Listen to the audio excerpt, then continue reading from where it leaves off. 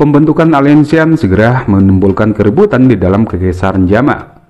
Tak terhitung jumlahnya orang yang terguncang pada aliansi ini yang telah mengumpulkan semua kekuatan, 3 klan besar, keluarga kerajaan, dan asosiasi alkemis. Selama masa di mana dunia luar sedang dalam keributan mengenai pembentukan aliansian, Xiaoyan benar-benar mengabaikannya dan memilih diam di kamarnya untuk menyempurnakan pil obat hijau gelap perpanjang hidup untuk Xiaoli. Menutup matanya sejenak, dia kemudian mengeluarkan kuali obat dari cincin penyimpanannya dan mulai menyempurnakan pil obat ini. Di bawah kendali Green Lotus Core Flame-nya, ramuan obat di dalam kuali perlahan menyatu dan membentuk gumpalan kecil. Peng, peng, peng, gelombang energi menyebar sebelum akhirnya bertabrakan dengan dinding kuali obat. Suara dentang berangsur-angsur berkurang saat pil obat berwarna krem di dalam kuali tiba-tiba memancarkan cahaya intens dan mencoba melarikan diri. Ini memang luar biasa. Dia benar-benar berpikir untuk melarikan diri. Xiaoyan menggelengkan kepalanya, kemudian sebuah kekuatan hisap menarik cahaya putih. Setelah itu, dia mengeluarkan sebotol batu giok dan memasukkannya ke dalamnya. Setelah menyimpan botol obat ke dalam cincin penyimpanannya, Xiaoyan tiba-tiba menutup matanya. Tampaknya dia telah merasakan sesuatu. Aku sekali lagi merasakan akan menerobos ke level Do Huang. Sepertinya itu akan segera terwujud. Xiaoyan merenung sejenak sebelum dia kembali tenang. Sekali lagi dia melambaikan tangannya, dan nyala api hijau sekali lagi melonjak ke dalam kuali obat. Pil hijau gelap perpanjang hidup telah berhasil disempurnakan. Selanjutnya dia perlu memperbaiki beberapa yaoyan untuk Jian. Jian yang sepertinya juga akan menerobos dan membutuhkan energi dalam jumlah besar untuk menyelesaikan terobosannya. Dalam waktu kurang dari 1 jam, Xiaoyan telah memperbaiki semua bahan obat di kotak untuk dijadikan yaoyan. Setelah itu dia keluar dari ruang rahasianya menuju halaman depan. Menyapu pandangannya, ada cukup banyak orang berkerumun di tempat ini. Ketua Xiao, nama ini benar-benar mengintimidasi orang. Lin Yan menggoda dan tertawa pada Xiaoyan. Xiaoyan tak berdaya menggelengkan kepalanya. Matanya kemudian menyapu Lin Yan, Lin Xiuya, dan Liu Qing. Aku belum sempat mengucapkan terima kasih kepada kalian bertiga. Kemudian Xiaoyan memberikan 3 pil Do Spirit pada mereka. Setelah kalian mengkonsumsinya, kekuatan kalian bisa dinaikkan 1 bintang. Anggap ini sebagai ucapan terima kasih dariku. Mereka bertiga kaget saat mendengar kata-kata Xiaoyan. Wajah mereka segera dipenuhi dengan sukacita. Pil Do Spirit memang memiliki daya tarik yang sangat besar terhadap para ahli level Do Huang. Beberapa orang di halaman tanpa sadar melemparkan pandangan iri ke arah Lin Yan dan 2 lainnya saat mendengar kata-kata Xiaoyan. Ketua Xiao, itu Yinggu, Wute, dan Sumai memutar leher mereka. Mereka bertukar pandang dan tertawa kering.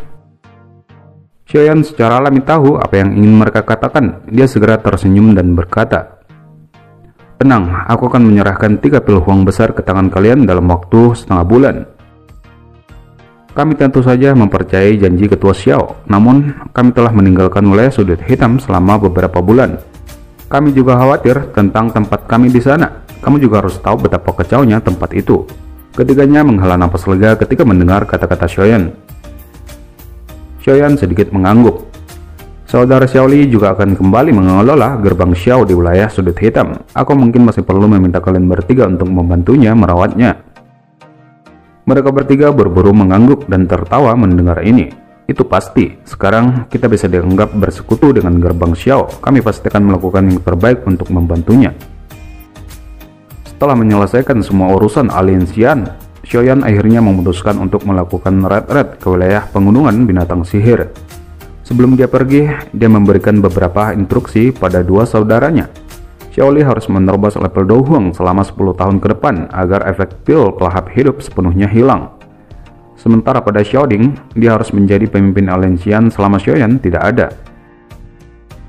Ketika Xiaoyan baru saja membawa Jian akan meninggalkan kekaisaran Jama dengan cepat menggunakan sayap doci-nya, Jian di sampingnya tiba-tiba menarik lengan bajunya, tangannya menunjuk ke depan dan tertawa. Kakak Cailin ada di sana.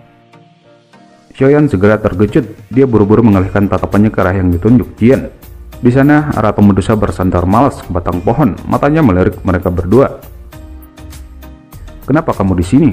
Xiaoyan bertanya dengan heran. Jangan berpikir bahwa kamu bisa membawa Jian pergi sendiri. Aku khawatir jika dia mengikutimu. Ratu Medusa dengan samar menjawab. Dia segera berjalan perlahan menuju Jian dan mengabaikan mata Xiaoyan yang tertegun. Xiaoyan tanpa daya menggelengkan kepalanya. Baiklah, kamu bisa mengikuti. Namun, aku akan melakukan retret dan bukan untuk bersenang-senang. Alasanku membawa Jian bersama juga karena dia akan membutuhkan sejumlah besar energi agar dia bisa menerobos. Sementara Xiaoyan berbicara, bahunya bergetar. Sayap api hijau gioknya perlahan melebar. Tubuhnya dengan cepat naik ke langit terbang ke arah pegunungan wilayah binatang sihir. Menggunakan rute peta di tangannya, mereka terbang selama setengah hari sebelum akhirnya mendarat di puncak gunung. Mata Xiaoyan membawa seutas ingatan saat dia mempelajari tanah yang agak dikenalnya. Dia masih ingat, di tempat inilah dia pernah dikejar oleh sebuah perusahaan tentara bayaran yang disebut Kepala Serigala sampai dia melarikan diri jauh ke pegunungan. Di sanalah dia pertama kali bertemu Yun Yun yang telah menggunakan nama Yunji saat itu. Tatapannya akhirnya bergeser ke bawah dan berhenti di kota kecil. Dia masih ingat, kota kecil ini dinamai kota Qingsan, tempat latihan pertamanya setelah meninggalkan kota Wutan. Di sini dia mempunyai teman pertama dalam hidupnya, gadis baik yang disebut Dokter Perkecil. Banyak emosi melintas di hati Xiaoyan. Sesaat kemudian, dia menatap Medusa dan Jian di sampingnya. Ayo pergi, pertama-tama kita akan pergi ke kota kecil itu, kota Qingsan. Sudah lama sekali sejak terakhir aku melihatmu. Dengan kecepatan terbang mereka, beberapa saat mereka sudah tiba di kota Qingsan. Di tempat inilah pertama kalinya aku datang untuk berlatih. Aku dulu hanyalah seorang kecil yang baru saja maju di level 12. Xiaoyan tersenyum sedikit dan berbicara dengan kedua orang di sampingnya. Jian dan Ratu Medusa kaget saat mendengar ini. Mereka diam-diam tertawa. Sungguh disayangkan, setelah tidak datang ke sini beberapa tahun, orang kecil Doze yang sekarang telah menjadi kuat. Memasuki jalan kota kecil, Xiaoyan akhirnya perlahan menghentikan langkahnya. Di depannya ada sebuah toko obat yang sangat luas. Saat itu dia bertemu dengan Dokter Perkecil untuk pertama kalinya di toko obat ini. Xiaoyan tiba-tiba menghela napas lembut dan merasakan perasaan lembut. Beberapa saat kemudian dia menoleh pada Ratu Medusa dan Jian di sampingnya. Lupakan saja, ayo pergi, kita akan memasuki wilayah pegunungan binatang sihir. Namun saat Xiaoyan baru saja membalik tubuhnya, kekacauan tiba-tiba terjadi di jalan yang tidak jauh. Dua sosok manusia segera bergegas masuk ke kerumunan dan melarikan diri dengan panik. Ketika mereka melewati jalan, beberapa sosok manusia turun dari sebuah bangunan di samping mereka dan menghalangi jalan mereka berdua. Kalian berpikir untuk melarikan diri? Hari ini tidak ada satu orang pun dari Mercy Battle Mercenary Company kalian bisa melarikan diri. Seorang pria setengah baya yang memiliki bekas luka di wajahnya perlahan berjalan ke depan dan memberikan senyum biadab kepada pria dan wanita yang diblokir olehnya. Xiaoyan yang melihat ini, awalnya dia sama sekali tidak tertarik pada masalah di mana orang saling membunuh untuk membalas dendam. Namun, Bloody Battle Mercenary Company dan pria yang memiliki dengan bekas luka telah membawa kembali beberapa ingatannya. Tatapannya mengamati pria parubaya dan wanita itu. Kemudian dia merajut alisnya sedikit. Ling Er? Selama masa Xiaoyan berpikir, pria parubaya yang pada awalnya cedera akhirnya dipaksa mundur dan meludahkan seteguk darah. Paman Kakang. Ling Er akhirnya tidak bisa mengendalikan dirinya dan menangis saat melihat Kakang terluka. Tepat ketika tangan pria parubaya yang mempunyai bekas luka dan meraih Ling Er, anehnya tubuhnya berhenti saat tangannya masih 30 cm dari wanita itu.